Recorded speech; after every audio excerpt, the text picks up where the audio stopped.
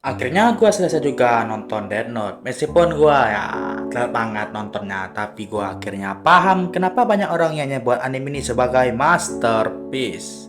Menurut gue yang bikin Death Note begitu spesial bukan karena buku yang bisa membunuh orang, tapi karena cerita dan perkembangan karakter utamanya. Anime ini berlatar di Tokyo dan mengikuti seorang anak SMA jenius bernama Light Yagami. Dari awalnya udah kelihatan kalau dia punya rasa keadilan yang tinggi. Buat dia semua penjahat pantas dihukum, sekecil apapun kejahatannya.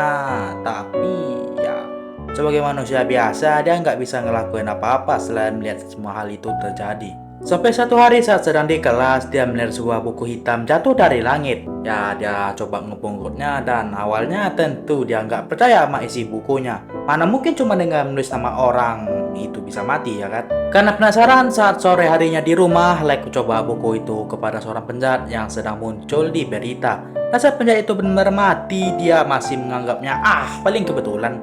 Tapi malam harinya dia coba lagi pada anak geng motor yang sedang gangguin wanita random. Dan hasilnya tetap sama. Disitulah Light akhirnya sadar kalau buku ini benar-benar nyata. Sejak saat itu hasrat yang selama ini dia pendam mulai muncul. Dengan menggunakan nama Kira, Light memulai misinya untuk menciptakan dunia yang damai dengan caranya sendiri. Dan jujur aja, awalnya gua sempat setuju sama tujuan Light. Menurut gua, kalau semua penjahat dihilangkan, bukannya dunia bakal jadi lebih damai. Tapi semakin jauh gua nonton, gua sadar kalau tujuan Light itu perlahan melenceng. Dia udah nggak lagi membunuh demi keadilan, tapi demi mempertahankan dirinya sebagai Kira.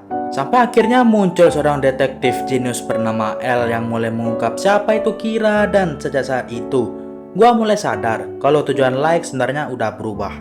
Yang awalnya ingin menciptakan dunia yang damai, sekarang dia justru rela menghabisi siapapun yang mengancam identitasnya sebagai Kira. Disitulah gua mulai sadar kalau Light sebenarnya udah melenceng jauh dari tujuan awalnya.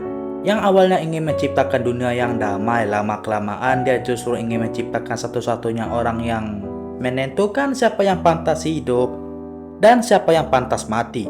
Menurut gua sifat Light yang paling mengerikan bukan karena dia jenius, tapi karena egonya. Dia selalu ingin menang, nggak mau mengakui kalau dirinya salah, dan perlahan mulai menganggap dirinya seperti penguasa yang paling benar. Dan itulah yang bikin Death Note tetap jadi masterpiece sampai sekarang. Bukan karena Death Note-nya, tapi karena anime ini menunjukkan kalau kekosongan yang terlalu besar bisa membuat seseorang merasa dirinya selalu benar.